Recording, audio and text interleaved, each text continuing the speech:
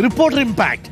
താമരശ്ശേരി ചുരത്തിലെ ഗതാഗതക്കുരുക്ക് റിപ്പോർട്ടർ വാർത്തയിൽ ഇടപെട്ടിരിക്കുന്നു കൃഷിമന്ത്രി ടി സിദ്ദീഖ്.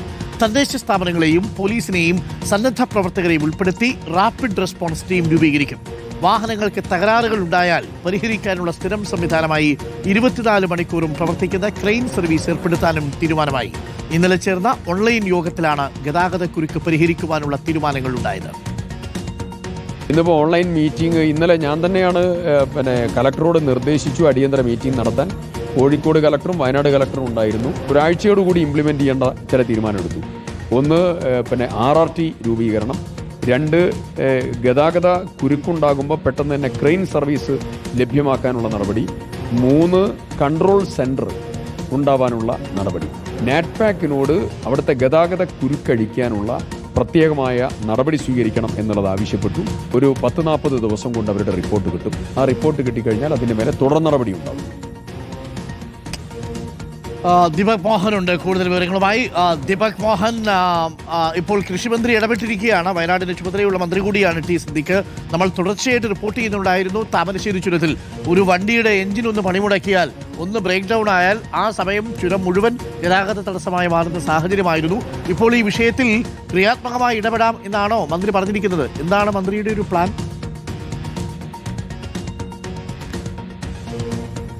അരുൺകുമാർ, അതായത് 9 വളവുകളുള്ള 16 കിലോമീറ്ററിലേറെ ദൂരമുള്ള വയനാട് താമരശ്ശേരി ചുരത്തിൽ രൂക്ഷമായ ഗതാഗതക്കുരുക്ക് മുൻപ് നമ്മൾ വാർത്തയാക്കിയിരുന്നു. ഈ വാർത്തയ്ക്ക് തൊട്ട് പിന്നാലെയാണ് മന്ത്രിയുടെ ഭാഗത്തു നിന്ന് ഒരു ഇടപെടൽ ഉണ്ടായത്. അതുമായി ബന്ധപ്പെട്ടാണ് ഒരു ഓൺലൈൻ യോഗം ഇന്നലെ ചേർന്നത്.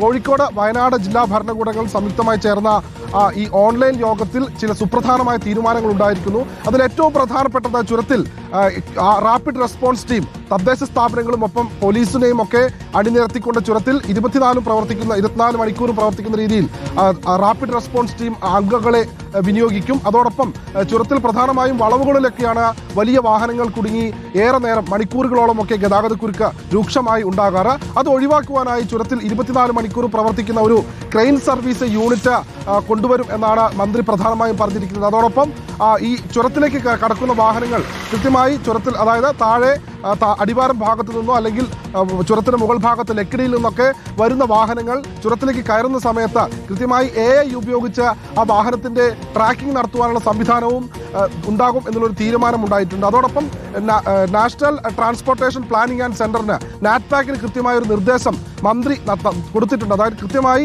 ഗതാഗതക്കുരുക്ക് അഴിക്കുവാനുള്ള എന്തൊക്കെ സംവിധാനങ്ങൾ താമരശ്ശേരി ചുരത്തിൽ ഏർപ്പെടുത്താം എന്നുള്ളതുമായി ബന്ധപ്പെട്ട് ഒരു മാസത്തിനുള്ളിൽ പഠിച്ച് റിപ്പോർട്ട് നൽകണം എന്നുള്ളൊരു കാര്യം നാറ്റ്പാക്കിനോട് മന്ത്രി ആവശ്യപ്പെട്ടിട്ടുണ്ട്. ഇന്നലെ ഈ 2 ജില്ലകളിലെ ജില്ലാ ഭരണകൂടവും ഒപ്പം നാറ്റ്പാക്ക് അധികൃതരും അതോടൊപ്പം ഈ വളവുകളിലെ നവീകരണ പ്രവൃത്തി നടത്തുന്ന ചൗധരി കൺസ്ട്രക്ഷൻ ഗ്രൂപ്പും ചേർന്നിട്ടുള്ള ഒരു സംയുക്ത യോഗത്തിലാണ് ഇത്തരത്തിലൊരു സുപ്രധാനമായ തീരുമാനം ഉണ്ടായിട്ടുള്ളത്. ഏതായാലും ഒരാഴ്ചയ്ക്കുള്ളിൽ തന്നെ ഇത്തരത്തിലുള്ള കാര്യങ്ങൾ ഇംപ്ലിമെന്റ് ചെയ്യുമെന്ന് തന്നെയാണ് മന്ത്രി പറഞ്ഞിരിക്കുന്നത്. അതോടൊപ്പം ഏറ്റവും പ്രധാനപ്പെട്ട ഒരു കാര്യം, ചുരത്തിൽ ഈ വലിയ വാഹനങ്ങൾക്ക്, അതായത് മൾട്ടി ആക്സിൽ വാഹനങ്ങൾക്ക് നിരോധനമുണ്ട്. അതുമായി ബന്ധപ്പെട്ട് കൃത്യമായ ഒരു തീരുമാനം ഉണ്ടാകും എന്നും കൂടിയാണ് നമ്മളുടെ പ്രതീക്ഷ. ഏതായാലും വയനാട് ചുരത്തിൽ ഇത്തരത്തിലുള്ള പുതിയ ക്രമീകരണങ്ങൾ ഏർപ്പെടുത്തുന്നതോടുകൂടി വലിയ ഗതാഗതക്കുരുക്കിന് ശമനമുണ്ടാകുമെന്ന് തന്നെയാണ് പ്രതീക്ഷ. അരുൺ. ഓക്കെ ദീപക്, ഒരു പ്രേക്ഷകൻ ചോദിക്കുന്നു, നമ്മുടെ തുരങ്കപാതയുടെ കാര്യം എന്തായി? ഇന്ന് കലാജയൻ എന്നൊരു പ്രേക്ഷകൻ ചോദിക്കുന്നുണ്ട്, ഈ തുരങ്കപാതയുടെ പണിയൊക്കെ നടക്കുന്നുണ്ടോ അതോ നിർത്തിവെച്ചോ? അരുൺകുമാർ, അതായത് വയനാടിനെയും കോഴിക്കോടിനെയും എളുപ്പത്തിൽ ബന്ധിപ്പിക്കുവാനായി മധ്യപ്രദേശ് ആസ്ഥാനമാക്കിയിട്ടുള്ള ദിലീപ് ബിൽഡിംഗോണാണ് തുരങ്കപാതയുടെ നിർമ്മാണ പ്രവൃത്തി തുടങ്ങിയത്.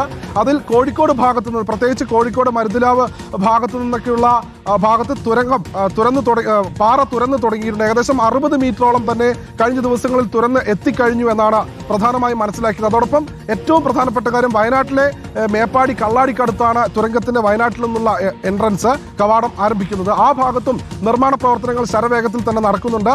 മഴ ഒരു ഭാഗത്തുണ്ടെങ്കിലും തുരങ്കത്തിന്റെ നിർമ്മാണ പ്രവൃത്തി മുന്നോട്ട് പോകുന്നുണ്ട്. തുരങ്കം പൂർത്തിയായി കഴിഞ്ഞാൽ വയനാടിന്റെ ഈ ഗതാഗത കുരുക്കിന് വലിയൊരു പരിഹാരമുണ്ടാകും. എളുപ്പത്തിൽ കോഴിക്കോട് വയനാട് ജില്ലകളെ മാത്രമല്ല ബാംഗ്ലൂരിൽ നിന്നൊക്കെ എളുപ്പത്തിൽ കോഴിക്കോടേക്കും മറ്റ് ജില്ലകളിലേക്കുമൊക്കെ എളുപ്പത്തിൽ പോകാൻ കഴിയുന്നൊരു സാഹചര്യം ഉണ്ടാകും എന്ന് തന്നെയാണ് പ്രതീക്ഷ. Arun. Okay, thank you. Deepak മോഹനാണ് വിവരങ്ങൾ നൽകിയത്. Thank you Deepak. അപ്പോൾ പ്രിയപ്പെട്ട പ്രേക്ഷകരെ, നമ്മുടെ കലാജയൻ പറഞ്ഞതുപോലെ നിരവധി പ്രേക്ഷകർ ചോദിച്ചതുപോലെയുള്ള ഉത്തരവാണ് ഇപ്പോൾ ദീപക് മോഹൻ നൽകിയത്.